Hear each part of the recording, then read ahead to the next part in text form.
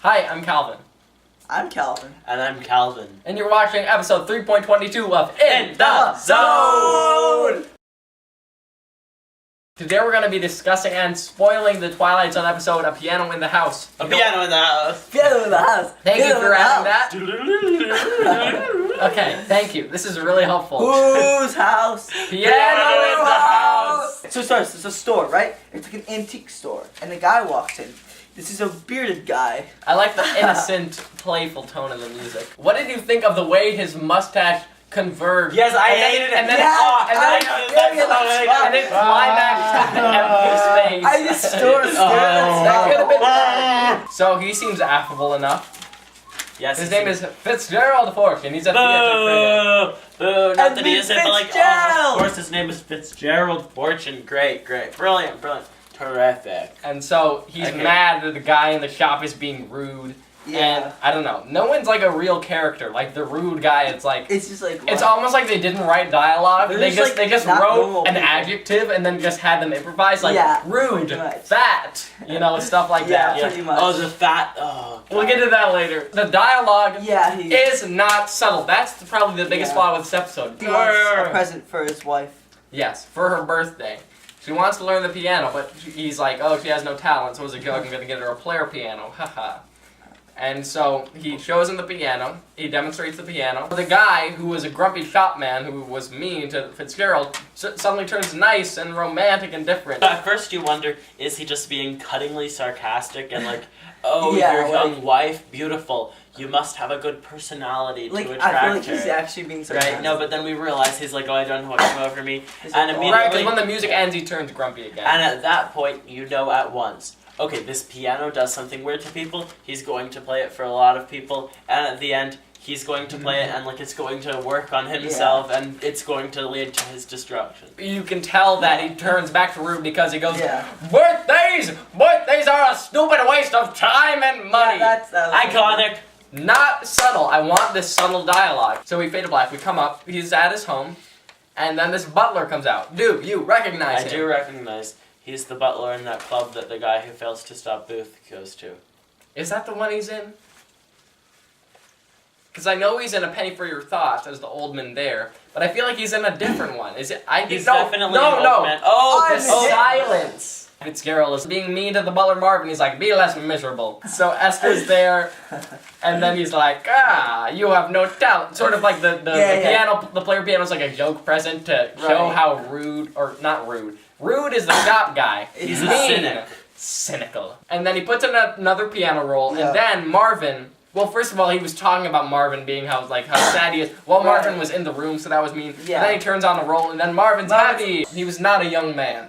He was His face was not smooth. so wrinkly. And when it got up close, it was frankly scary. Yeah. Oh God, I didn't I was like, I don't want to be rude, but it's true. it did give me quite a fright. And then it ends and he's like, oh, I'm sorry. Franklin is like, we all have two faces. One we show and one that we hide. I want to Yeah. reveal our I hidden wonder faces." what's And going his to wife- happen No. in the rest of the episode. And also, you said Franklin instead of Fitzgerald. He plays a song for Esther, and then she reveals, oh, I hate you, I hate you. Yeah. You're a fiend, you're a bully, you enjoy hurting me. You need someone to bully. I hate you. And it's confusing as to why they're married at all, Yeah. and then why... Well, she said she was originally in love with him, and then she Yeah, that's true, realized, that's true, right. She gets into that later. But what's weird is, after this happens, they don't discuss how awkward that was. Maybe because he already knows. She's like, promise you won't play the piano.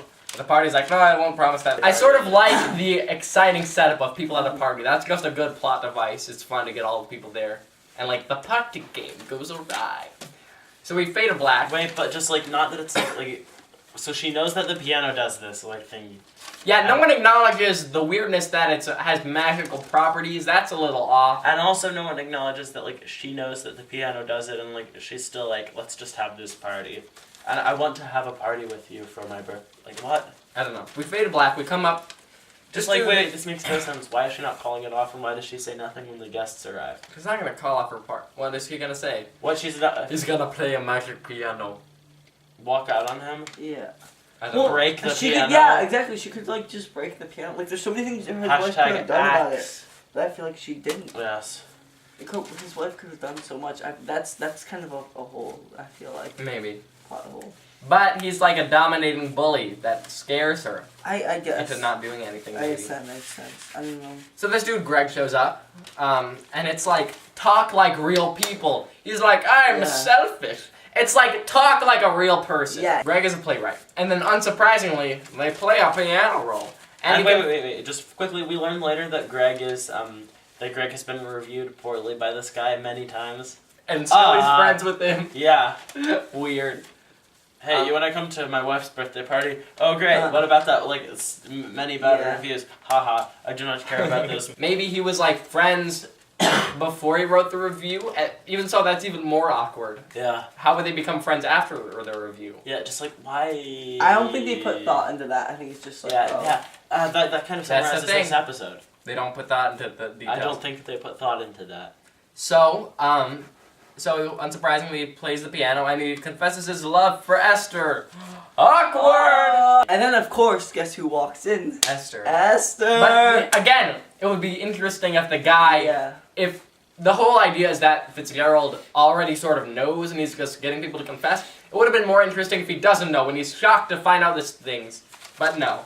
So then Marge arrives. Her character trait isn't even a character trait. Fat! Yeah, wait, and fat and comic relief. So for like about 10 lines of dialogue, it's like an alternating pattern of a line of dialogue and then comic relief related to Marge being fat that Marge says. It's like an example of bad expository dialogue, but it's like 10 lines in like 40 seconds about being fat. It's like, we get it, we didn't even need to know that. We're not stupid. It might work for like descriptive video service, but we don't need it for them to just say, I'm fat, I'm fat, I'm fat. It's just comically like we get the point.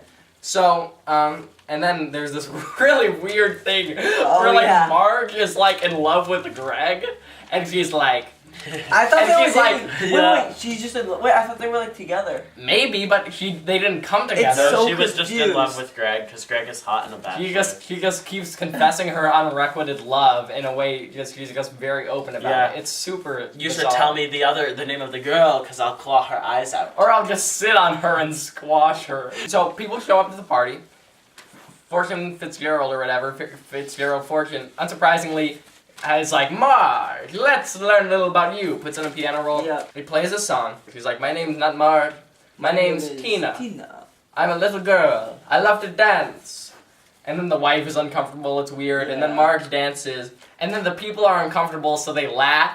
This is actually the best scene. Yeah, this is the only thing that happens. The most well done scene. Because it's interesting. Because we see who she really is and how she has this dream of being a dancer, but she's never pursued it because she's insecure about her weight. She says a lot about her weight, like she makes comments about it because she feels like she needs to make jokes about it, but even though she actually cares about it a lot. So that's sort of interesting. She's picking up on his cynicism even though it's something that actually matters to her. And then people feel like badly for making fun of her. Like this whole thing and her like statements, like it almost makes up for the fact that they just used her weight as comic relief 10 It wasn't times. comic relief, it was expository dialogue. Oh, really? Oh, I always pretend I'm a snowflake, tiny, perfectly formed, slender, and love. And and the people feel awkward because they made fun of her weight, and now they realize how much like she feels bad about it, even though she puts on this mask of making jokes about it. So it's actually an interesting scene. Yeah, wait, honestly, I think that's like actually even maybe objectively good. So people feel uncomfortable and sad, but then like the guy Fitzgerald is laughing because he's a guy who like he talks about people having masks, but he has the most masks because he has this mask of like he's like an ironic like person who and when people take their masks off, like her, she's showing her genuine emotions, but this guy fears it, so he has to laugh at it because he doesn't want them to see his true self, as we find out. It's worth noting that her mask, like when removed, is the only one that like isn't a revealing bad thing, right? The character who is treated poorly, like with the masks on, right? Because with the masks off. Exactly, because she's being like limited. Marge is all sad and embarrassed. Then he's like, "We're going to call forth the devil." I guess he wants to play like a devil. I guess the songs reveal certain traits, so he wants to find out who's like a bad person. So then he puts on a role, and then, or no, he gives it to Esther, but then she takes up a different role to make like, I'm not sure how she knows what roles are which, but to get back at him, instead of doing the devil one, she gives one where it's like a lullaby for like a baby to show off how he's a baby, I guess. For some reason, she has this plan and it all works. And then he gets all emotional. Wait, this doesn't really make any about sense. how he's because it's a lullaby, so she knew that it would show that he's a child. Remember, because she like switches the roles. I see. So they wait to see who's about to. It's sort of a cool scene where they're waiting to see who stands up. But unsurprisingly, it's him. And then Marge is getting back at him by like she's leading to him, like asking him questions. He's like, I'm afraid of the dark. I'm a frightened kid. I'm afraid of people, so I have to hurt people. It's just the whole plot mechanism of people explaining their inner souls is just the opposite of subtlety. It's just weird. You're telling, not showing. Yeah. I don't know. It's the whole central point of the plot, but. I don't know, it's so weird. Then, so at the end, he hears it, he professes to everything, and then like, yeah, sort of I'm sad, out. so I have to be mean, so that you don't scare me or something, because you make me feel insecure. I envy Marge for how like non-cynical and how you embrace the world. I envy Greg because you're so much more talented than me. That's why I give you better. It's like the opposite of like. It's just explaining my motivations, explaining my character motivations, which is inherent to the whole concept of the piano. So it's sort of messed up. Yeah. So then people leave because it's awkward. And then Esther leaves with Greg. Oh, he talks about, Esther, you loved me, but I couldn't return love, so I feel weird. So I have hurt to be you the mean. most. Yep. Yeah. And then he gets mad because everyone's gone. Oh no! And then glass breaks some glasses. Then he glass breaks a vase. And then he rips out the paper of the piano roll and rips it up. Marvin comes in and talks some crap. He's like, I'm not laughing at you. You're not funny anymore. The end. So on one side, this episode is very, very predictable, not entertaining. Like, it's like you know what's going to happen. There's not really a lot of point in watching it. It's like pretty clear what's going to happen from the like it's the most stupidly clear episode.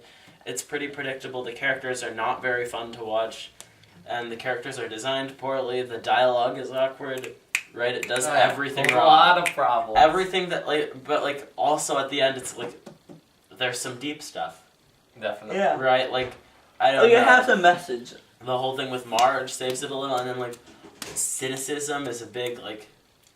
Yeah. How Marge approaches the is world evil. genuinely. It's just a shame that this episode is completely predictable and uninteresting from the start. There are elements here that are good. It's like you can see how this could have been really interesting, but it doesn't get it a lot of the time. And it just completely destroys it. Like you know what's going to happen. A way it could have been better is if this was a good guy who is like shocked to find out that everyone hates him or something. If he reacted at all, he's just sort of like, well done. He should have been like devastated and sad. If he was a more compassionate person, less like an ironic, cynic guy, but then the it point would have is been they more want him interesting. to be destroyed. Yeah. Like remember. Yeah. Wait, this is a trope, isn't it? Yeah, the comeuppance for Mean Man. No, or like Mean Man is destroyed by something that he tries to take advantage of. Yeah, absolutely. But I think it would be more interesting if it was a guy who actually cared and reacted, and he was shocked to find the stuff out. It's sort of entertaining. Yeah. The pattern of it is sort of. A little bit. Even though it's predictable, it's easy and pleasant to watch because you're surprised to see like what people reveal. Not really, right? Like first we reveal I don't like you. Then second we reveal your wife is cheating on you. Third we reveal I wish I was not fat. And finally we reveal I am a sad guy. Yeah. So I've decided to give this episode a 4. So unfortunately, Zach had to disappeared. leave. That's what happens sometimes. Yep. Oh well. It was interesting because you want to see what's happening next. Right. But like at the same time, obviously they were not subtle enough at all. Oh yeah. I feel basically the same things as you guys. There's definitely stuff here. You guys, you two guys. There's definitely stuff here that is good. The Marge scene is really clever. It gives you a lot to think about. I think there's some deep stuff here. It's not a completely shallow, meaningless episode. Like at least it has a meaning. But, everything you guys said. Predictable. Bad dialogue. Most of all, not subtle. The episode revolves around not subtlety. It revolves around, saying your inner motivations. And that's just it's just sort of lazy writing.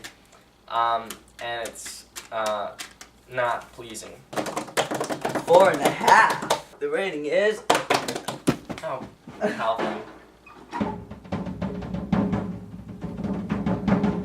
4.5. Rating split. Rating split. That's not only rating Rating. split. I got 4.5. Rating split. Rating split. That's our episode on Piano in the House. Almost forgot the name. Like I'll forget the episode in a in week. the house. Next week we're gonna discuss. Well, next week it'll probably be in like 2 months. We're gonna discuss the last rites of Jeff Myrtlebank. See you then.